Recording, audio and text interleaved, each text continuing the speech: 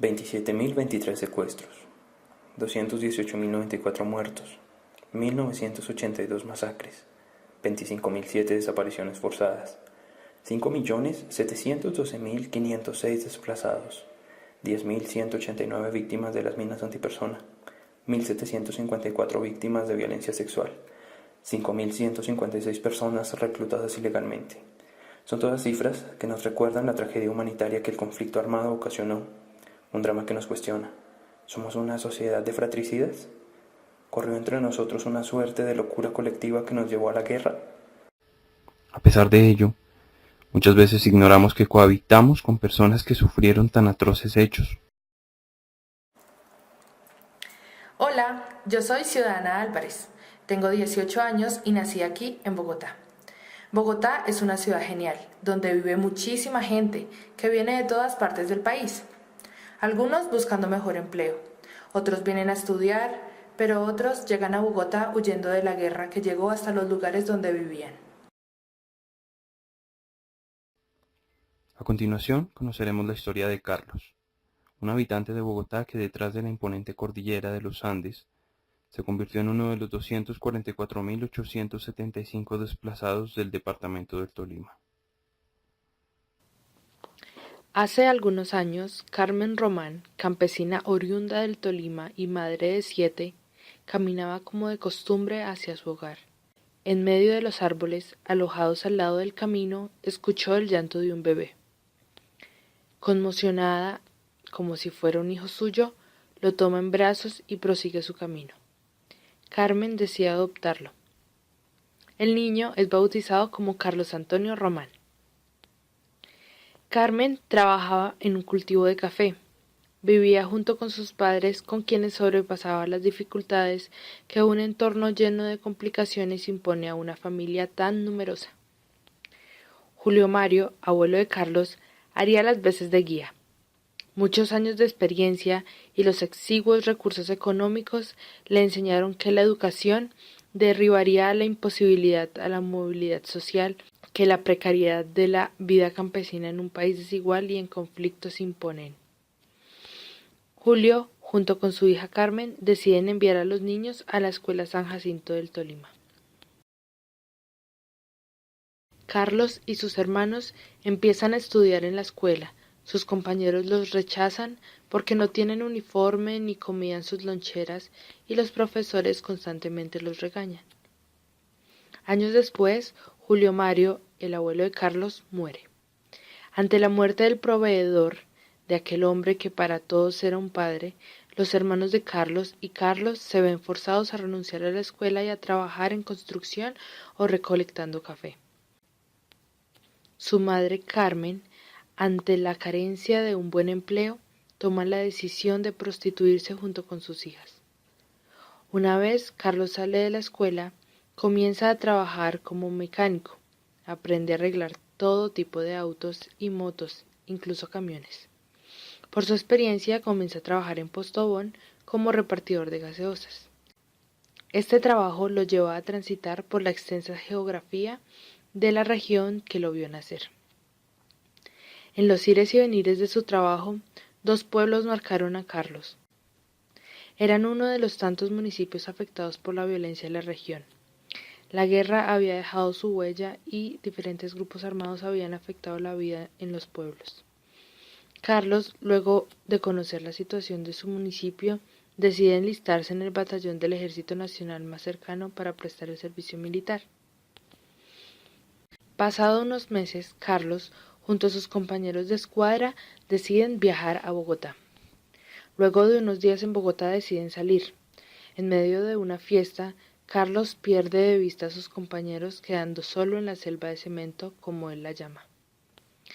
Sin dinero y sin conocer la ciudad, Carlos decide pasar la noche en la calle. Por primera vez prueba la marihuana. Carlos regresa a su hogar junto a su madre, ocultándole todo lo vivido en Bogotá. El pueblo, como esos que conoció un tiempo atrás, se debate en medio del conflicto. El ELN tiene pretensiones de reclutar a Carlos. Carlos es reclutado por el ELN. Un grupo de insurgentes lo llevan a su casa para que recoja ropa y algunos elementos de aseo. Una vez en la insurgencia, Carlos se encuentra contrariado. Años atrás había pertenecido al ejército. Sin embargo, ahora se encontraba bajo el mando de una guerrilla. Carlos se encuentra molesto. No le gusta cuando debe patrullar junto con niños y mujeres, más aún cuando debe compartir su conocimiento militar con ellos. Carlos recuerda cómo mata a gente inocente, cómo roba y hace daño a la población civil. En medio de una toma a una hacienda con los bolcheviques, Carlos mata a un niño. Ese sería un golpe emocional para él y es lo que lo motiva a tomar la decisión de volver a su hogar. Buscando olvidar lo sucedido, Carlos encuentra refugio en su familia. Y tiempo después decide irse a Bogotá con el propósito de cambiar su vida y olvidar lo malo que hizo. Al llegar a Bogotá, trabaja como auxiliar de bodega por poco tiempo, pues rápidamente queda desempleado. Con el peso de un pasado trágico y sin tener oportunidades, Carlos encontró como refugio las calles bogotanas.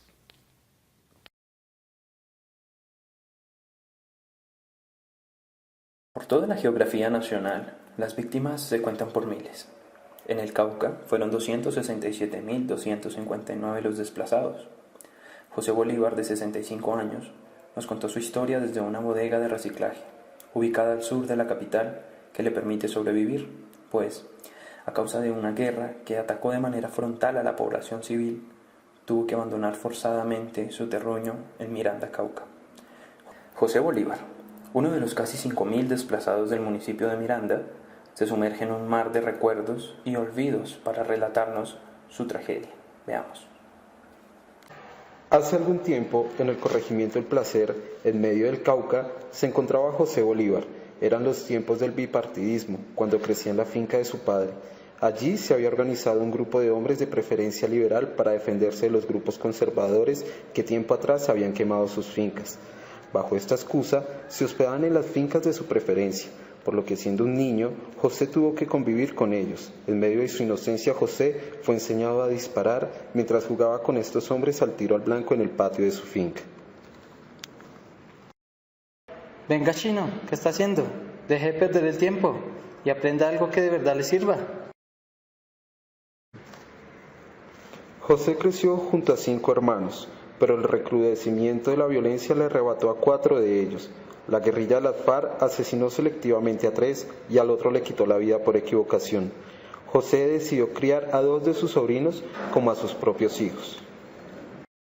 José se estableció en Playa Rica junto a su familia, en medio de terrenos baldíos que empezó a trabajar mediante la agricultura y la cría de animales. El auge de la coca no se hizo esperar y junto a la llegada de personas extranjeras a la región. Empezaron a asesinar a sus vecinos y a extorsionarlos. José tuvo que vender todo lo que tenía para salir de allí. Con este dinero compró una finca en la zona rural de Miranda. En su nuevo hogar, las cosas parecían ir cada vez mejor. No obstante, la tranquilidad y la felicidad no duraron. En la celebración de los 15 años de su hija, José Bolívar tuvo que enfrentar a los guerrilleros. Buenas, soy el comandante del Frente Jaime Bate Mancayón y junto a mis compañeros le comunico que tiene la obligación de entregarnos a su hija para que sirva la lucha. No, señor, ahí se me disculpa, pero yo no puedo acceder a eso. Tenga en cuenta que si se opone a la causa, será considerado como un enemigo.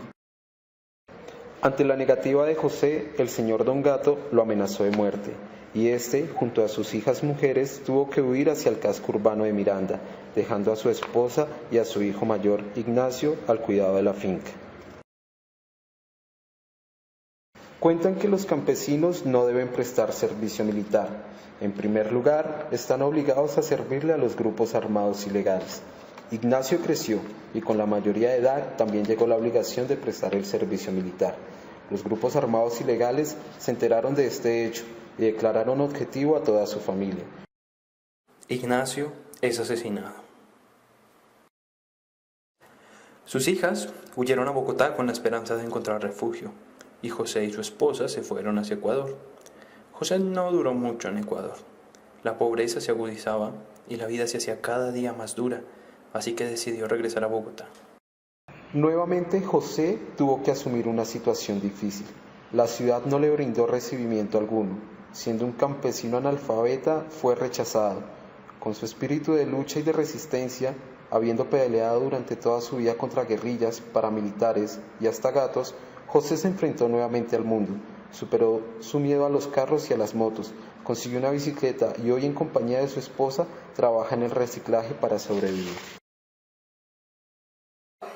Escuchando estas historias, mi parche y yo decidimos preguntarle a las personas qué pensaban sobre el desplazamiento y las personas desplazadas en la ciudad.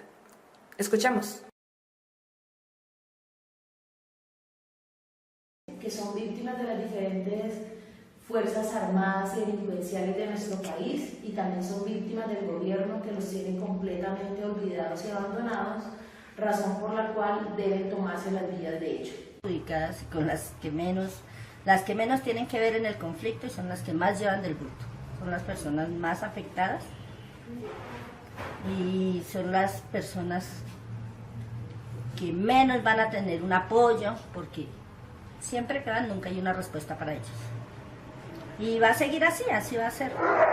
Pues sencillamente para la sociedad lamentablemente se vuelve una carga.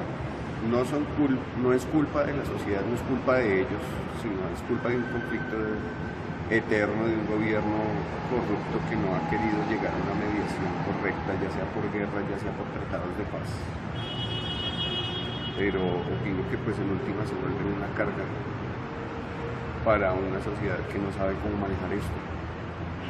La realidad se ve en la situación que vive el pueblo, en las ciudades, vive como hay robos, violencia, atracos.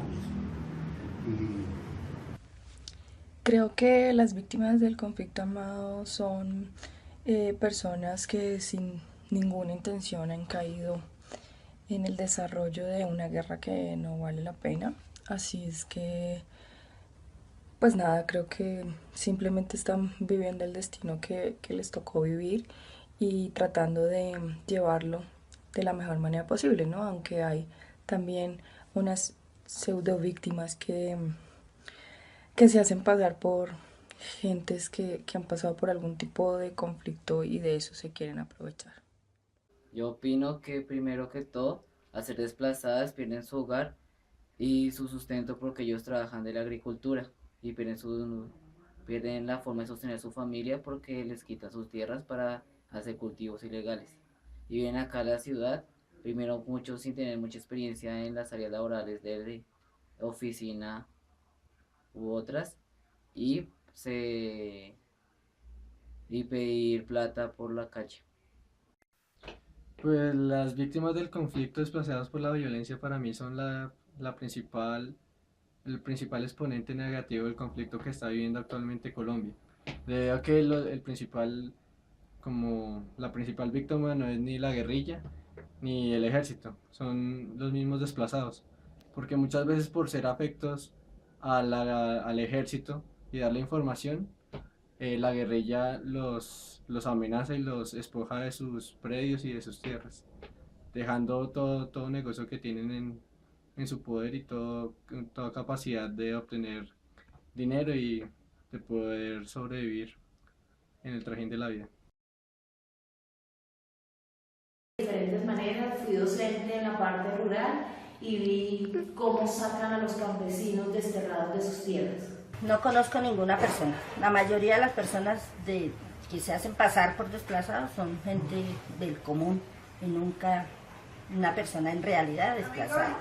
Pues un contacto cercano no, pero cuando vamos por la calle a veces vemos desplazados pidiendo plata en los semáforos diciendo que son desplazados por la violencia. Sí he tenido contacto con población víctima del desplazamiento, más que todo por trabajos académicos, trabajos prácticos de la carrera.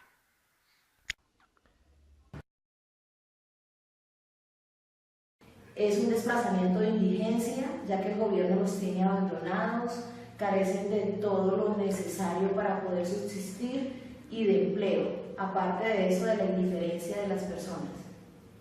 Es que más desempleo, más delincuencia, porque uno con hambre, con necesidad y con hijos y pagando un arriendo le toca hacer cualquier cosa. Y desafortunadamente ya la gente ya no le cree, porque muchas personas piden por necesidad y otras lo hacen por costumbre y ya ahí uno no sabe si están diciendo la verdad o están diciendo mentiras, pero igual son personas invisibles para el gobierno, porque por lo menos para nosotros no podemos, uno con un mínimo uno no le puede ayudar a una persona de esas, porque no le alcanza ni para uno, mucho menos para ayudarle a otro. Bueno, creo que el impacto principalmente está como dirigido a las víctimas como tal. Para ellos no es fácil esa transición de la que hablé anteriormente, porque las dinámicas sociales en la ciudad son distintas y pareciera que ellos son los que tienen que adaptarse a la ciudad. La ciudad en ningún momento se adapta a la presencia de ellos y precisamente por eso hay una marginalización de esa población en especial. El desplazamiento forzado en la ciudad, como pues también había tomado este punto en la primera pregunta que me hizo, pues tiene que ellos ya tienen un trabajo estable y vienen a la ciudad a no tenerlo.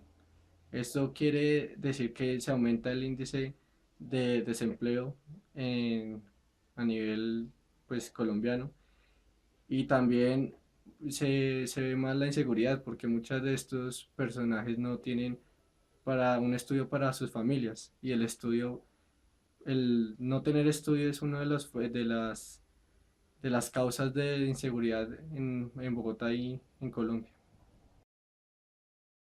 ¿Doblarán las campanas por aquellos que mueren como ganado? Solo la rabia monstruosa de los cañones, el rápido tartamudeo de los fusiles, pueden rezarles una breve plegaria, decía Wilfred Owen desde las trincheras. ¿Hemos elevado siquiera una plegaria por las víctimas de esta guerra que también es nuestra? ¿Quiénes son los responsables de la guerra? ¿Dónde está la línea que separa el silencio cómplice del silencio inocente? Bogotá, con 350.000 víctimas, es la ciudad con más desplazados del mundo. Hemos revictimizado a personas como José Bolívar y Carlos, que son nuestros vecinos, y desconociendo su situación, nos paramos desde un pedestal moral a juzgarlos impasiblemente. La memoria histórica debe llevarnos a la autocrítica, a reconocer que desde nuestras prácticas cotidianas, desde nuestros silencios, nos convertimos en cómplices de la guerra.